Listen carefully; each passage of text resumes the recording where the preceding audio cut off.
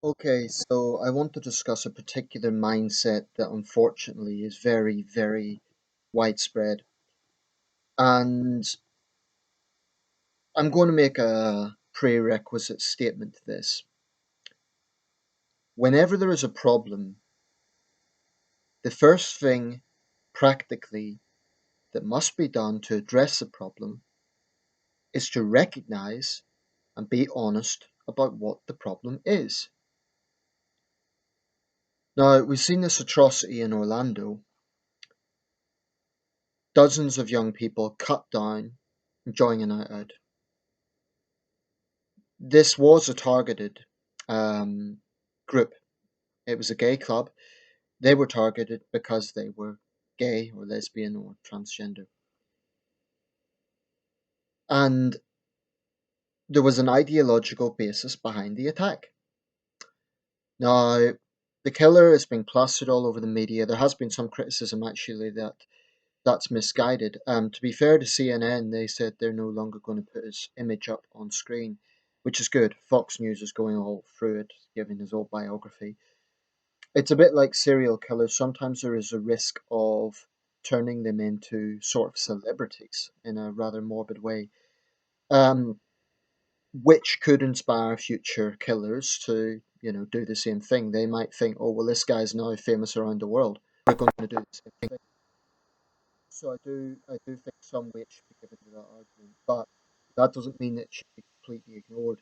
That the killer's profile should be completely ignored. Of course, it should be looked at. But I want to specifically address the attitude that frankly comes from a lot of people of the Islamic faith, Muslims. Um, and I'm putting it in that sort of terminology because if I just say Muslims crudely, people will get the wrong idea and thinking that I'm talking about all Muslims. I'm not. But I am talking about a very widespread mindset. And, it's like the video I made about the Chinese ambassador. I never, ever, ever, ever generalize groups of people. It's just something I don't do because it's an ignorant position to take. However, there is a very widespread attitude. Whenever these sort of attacks occur, whether it be Paris or Brussels or Orlando, and there's countless of other examples, it's almost always the same thing. It goes something along these lines. We condemn this awful attack. Islam prohibits violence. Islam is perfect. The killer has nothing to do with Islam. Now, when you actually look at that, it's got much more to do about pride and about preserving the image of Islam as a faith than actually sincerely condemning what's going on. It's the easiest thing in the world to condemn an act of violence. That is not a hard thing to do. But there is a fundamental dishonesty in this. If you are saying that no Muslim in the world is capable of doing bad things, you're simply being dishonest. And I have seen this from otherwise intelligent people who really should know better. And this is the power of religion. It can genuinely lead people to feel that they are. I may have just come off my Facebook profile. Um, I know a lady in Canada, she's Muslim, and she came out with this sort of statement. So I made a very polite reply telling her that I disagreed. Look, if you are a Muslim who just practices your faith, you mind your own business, and you don't enforce it on anyone else, and you're getting annoyed because you think that all Muslims have been tarred with the same brush, what you need to understand is that saying Islam is peaceful and no Muslims are capable of these things will not convince non Muslims. It just won't. Okay? Because non Muslims like me, and the majority of non Muslims actually, are well aware that not every Muslim is a terrorist. We are absolutely abundantly aware of that. But the fact of the matter is, most terrorist acts in the world today are committed by Islamist groups. Not 100%. You get the drug cartels in Mexico, and you have certain examples of Christian extremism in parts of Africa. You get Buddhist extremism in Myanmar. You get Hindu extremism in India. But there is a pan Islamism. which goes beyond the extremes of the other religions, which is indisputable. Look at all the major terrorist groups in the world today: Islamic State, Boko Haram, Al Shabaab. All the deadliest terror groups in the world today are all Islamist in ideology. I've seen another comment where a guy was trying to claim that no devout Muslim would beat his wife or drink. Well, that's just a lie. It's just a complete lie. What bothers me about this mindset is it's basically saying that Muslims are superior to other people. Muslims are incapable of doing bad things. If you want to argue that Islam is pure, okay, argue that. But don't say that Muslims are perfect. Don't say that no Muslim is capable of doing bad things. And don't always make excuses every time a Muslim does something bad. Omar Mateen was an American Muslim who committed an Islamist attack. That is the facts. Now, you could argue about America's gun problems and all the rest of it, other factors that could make this a particularly American incident. And it is true that he was an American citizen, but to try and pretend that there's no ideological connection to what he done is beyond crap. I saw Owen Jones, left-wing commentator on Sky News earlier today. There was a clip of this. Now, Owen Jones is usually a very composed guy. He rarely loses his temper. Although he can be opinionated, he is usually very composed. He actually stormed out of the studio, and on this occasion, I completely support his reasoning for doing that. The woman at Sky News is trying to imply that there wasn't a specific target with this attack. There clearly was. It was a gay nightclub, and this guy has had a long track record of homophobic statements and attitudes. Everyone who knows him has testified to this. So to try and argue that this wasn't specifically targeted at the gay community and it was just a generic attack is so dishonest. So shame on Sky News, those particular people for. I don't really don't blame Owen Jones for walking out. But to get back to the point I was getting at, if you're more concerned about the reputation of Islam than about the massive amount of violence that is done in the name of Islam, that is part of the problem. Stop denying what is so blatantly obvious to the rest of us. Because to be quite honest, this sort of mentality isn't going to stop Islamophobia. It's not going to stop all Muslims being tarred with the same brush. If anything, it's going to encourage it. Because then people will say, oh, these Muslims are in denial. They're all the same. So just stop denying it. You personally may be a decent, peaceful person. I get that. I understand that. And I understand that you're looking at Islam in a very different way than Islamists are looking at Islam. But the point is, Islam is a major world faith. So you can't just say that they have no, they're not influenced at all by Islamic interpretations. The fact of the matter is, this isn't just about terrorism because in many Islamic countries there are some very, very strict interpretations of Quranic texts for right or wrong that then lead to severe human rights abuses, that directly leads to homosexual people being executed, that directly leads to women who have been raped being stoned for adultery, that directly leads to clerics saying that men can beat their wives as long as the stick is a certain width. None of that has anything to do with terrorism, but it is done in the name of Islam.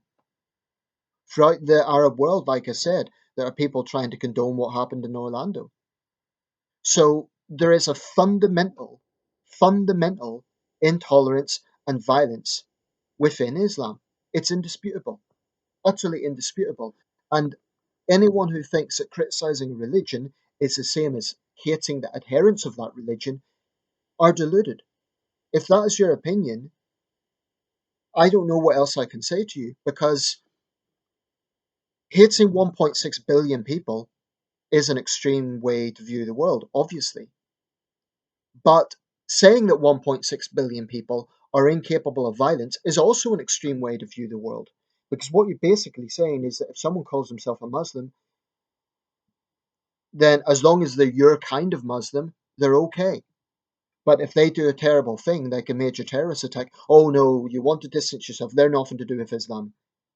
Put it this way: if a white guy carries out a racist attack on, let's say, a Muslim or anyone, Am I, as a white guy, going to say, "Oh no, they're not really white, they're not really British"? No, I'm not going to deny what is so obvious. If you have an extremist who goes into a mosque or a synagogue or a gurdwara, shoots it up, and says, "I am a fundamentalist Christian and I am acting in the name of God," who can say that he is not a Christian extremist? Because that is blatantly what that person is. Groups like the KKK were founded in an extreme interpretation of Protestant Christianity. Does that mean that all Protestants are like them? Of course not. There has to be an end to these fundamental dishonesties, and I'm so sick of seeing it. Because you're not kidding anyone. When you say that terrorism has no religion, it's just a lie. Because terrorism is ideologically influenced by religion. It may be a misinterpretation. They may be picking and choosing what they take from the Quran. They might not even read the Quran. But the point is, if they say they are acting in the name of Islam, then on some level they are influenced by Islam. You can't deny that. If they weren't, they would be using another religion, or they wouldn't even be using religion at all. You know, the point is, Omar Mateen didn't go into the club and say, "Oh, I'm just shooting this up because I hate gay people." He went in, shot it up, said he was doing it because he hated gay people, and he was affiliated with Islamic State. Now, like I said in the previous video, he may not have got direct orders from anyone. He may well be a lone wolf. But the point is, the influence is there, and you just can't pretend otherwise. So, my concluding message with this is, with all due respect to Muslims watching this video, you need to be honest about this. You cannot say that 1.6 billion people are perfect and peaceful and never capable of doing violence. When Muslims do terrible things, don't deny it. Don't take it so personally. Just acknowledge, yeah, that guy is an extremist Muslim, but they are interpreting Islam in a different way from me. Okay? I appreciate that your interpretation of Islam is very different. You may see a religion that is beneficent, it's merciful, and all the rest of it. Helps the poor and has many, many values. I fully understand that. But it's a bit like, with any country in the world, every country has good and bad points. Well, Islam has good and bad points. You can't say that it's all perfect, because adherents of Islam are people, human beings, with flaws. So stop denying what is so obvious. Omar Mateen was a radical Islamist. That's what he was. So it really does irritate me that people care more about the reputation of their faith than simply acknowledging what the problem is. You know, and to say that this guy, I mean, he regularly went to a mosque. So it's not even as if he was an online jihadist, as many are. This guy went to a mosque on a regular basis. There needs to be an acknowledgement from Muslim communities in non Muslim countries that the problem of Islamism exists. Yes, there is a responsibility of governments to protect minorities. I get that. But frankly, Muslims in the West cannot compare their situation to most minorities in Islamic countries. Even moderate Islamic countries like Malaysia. I saw an article this morning that non Muslim students in a particular college had to go into the toilets to eat their lunch so they wouldn't disrupt the fasting. I am so, so, so sick of the dishonesty that is out there. The fact of the matter is, there's no comparison between being a Muslim in the West and being a non Muslim in an Islamic country. There just isn't. So there's many decent Muslims out there. There are Muslims who agree 100% with what I'm saying. Okay? I'm not saying everyone has this mentality. I know of many Muslims who are open minded and who know full well what I'm talking about. But unfortunately, there's far too many people that are in denial and try to pretend that there is no ideological problem.